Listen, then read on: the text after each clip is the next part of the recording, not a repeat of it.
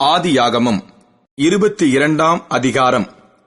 இந்த காரியங்கள் நடந்த பின்பு தேவன் ஆபிரகாமை சோதித்தார். எப்படியெனில், அவர் அவனை நோக்கி, ஆபிரகாமே என்றார். அவன், இதோ அடியேன் என்றான். அப்பொழுது அவர், உன் புத்திரனும் உன் ஏகசுதனும் உன் நேசகுமாரனுமாகிய ஈசாக்கை நீ இப்பொழுது அழைத்துக் கொண்டு மோரியா தேசத்துக்கு போய், அங்கே நான் உனக்கு குறிக்கும் மலைகள் ஒன்றின் மேல் அவனை தகனபலியாக பலியிடு என்றார். ஆபிரகாம் அதிகாலையில் எழுந்து தன் கழுதையின் மேல் சேணங்கட்டி தன் வேலைக்காரரில் 2 பேரையும் தன் குமாரன் ஈசாக்கையும் கூட்டிக் கொண்டு தகனபலிக்கு கட்டைகளையும் பிளந்து கொண்டு தேவன் தனக்கு குறித்த இடத்திற்கு புறப்பட்டு போனான். 3ஆம் நாளில் ஆபிரகாம் தன் கண்களை ஏறெடுத்து பார்த்து தூரத்திலே அந்த இடத்தை கண்டான். அப்பொழுது ஆபிரகாம் தன் வேலைக்காரரை நோக்கி, நீங்கள் கழுதையை நிறுத்தி இங்கே காத்திருங்கள், நானும் பிள்ளையாண்டானும் அவ்விடம் மட்டும் போய் தொழுது கொண்டு உங்களிடத்துக்கு திரும்பி வருவோம் என்றான். ஆபிரகாம் தகன பலிக்கு கட்டைகளை எடுத்து தன் குமாரனாகிய ஈசாக்கின் மேல் வைத்து தன் கையிலே நெருப்பையும் கத்தியையும் எடுத்துக் கொண்டான். இருவரும் கூடி போனார்கள். அப்பொழுது ஈசாக்கு தன் தகப்பனாகிய ஆபிரகாமை நோக்கி, என் தகப்பனே என்றான். அதற்கு அவன், என் மகனே, இதோ இருக்கிறேன் என்றான். அப்பொழுது அவன், இதோ நெருப்பும் கட்டையும் இருக்கிறது, தகன பலிக்கு ஆட்டுக்குட்டி எங்கே என்றான். அதற்கு ஆபிரகாம், என் மகனே, தேவன் தமக்கு தகனபலிக்கான ஆட்டுக்குட்டியை பார்த்துக் கொள்வார் என்றான். அப்புறம் இருவரும் கூடிப்போய் தேவன் அவனுக்கு சொல்லியிருந்த இடத்துக்கு வந்தார்கள். அங்கே ஆபிரகாம் ஒரு பலிபீடத்தை உண்டாக்கி கட்டைகளை அடுக்கி தன் குமாரனாகிய ஈசாக்கை கட்டி அந்த பலிபீடத்தில் அடுக்கிய கட்டைகளின் மேல் அவனை கிடத்தினான்.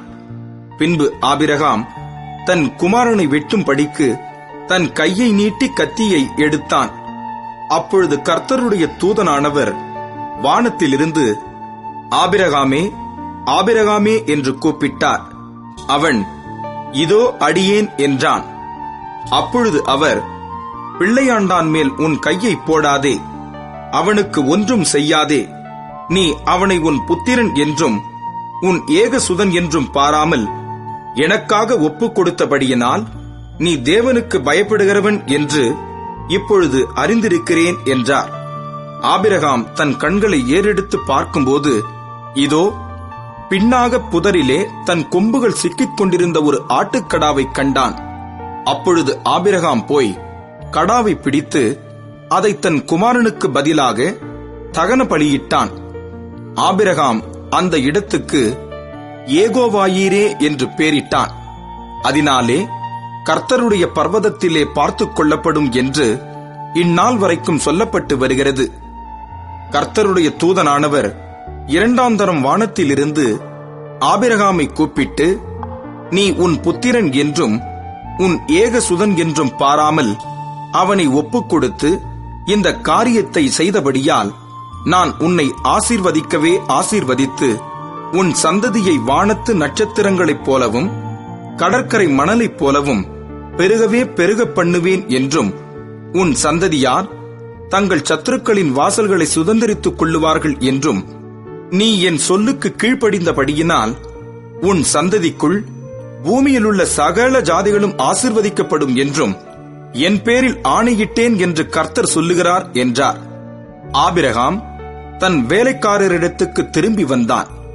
அவர்கள் எழுந்து புறப்பட்டு ஏகமாய் பெயர்சபாவுக்கு போனார்கள். ஆபிரகாம் பெயர்சபாவிலே குடியிருந்தான். இந்த காரியங்கள் நடந்த பின்பு ஒருவன் ஆபிரகாம் இடத்தில் வந்து, மில்காளும் உன் சகோதரனாகிய நாகோருக்கு பிள்ளைகளை பெற்றாள். அவர்கள் யார் என்றால், முதற் பேரான ஊத்ஸ், அவன் தம்பியாகிய பூஸ், ஆராமுக்கு தகப்பனாகிய கேமுவேல், கேசேத், ஆசோ, பில்தாஸ், இத்லாப், பெத்துவேல் என்பவர்கள். பெத்துவேல் ரெபெக்காளை பெற்றான் என்று அறிவித்தான். அந்த 8 பேரை மில்காள் ஆபிரகாமுடைய சகோதரனாகிய நாகோருக்கு பெற்றாள். ரேயுமாள் என்று பெயர் கொண்ட அவனுடைய மறுமனையாட்டியும் தேபா, காகாம், தாகாஸ், மாகா என்பவர்களை பெற்றாள்.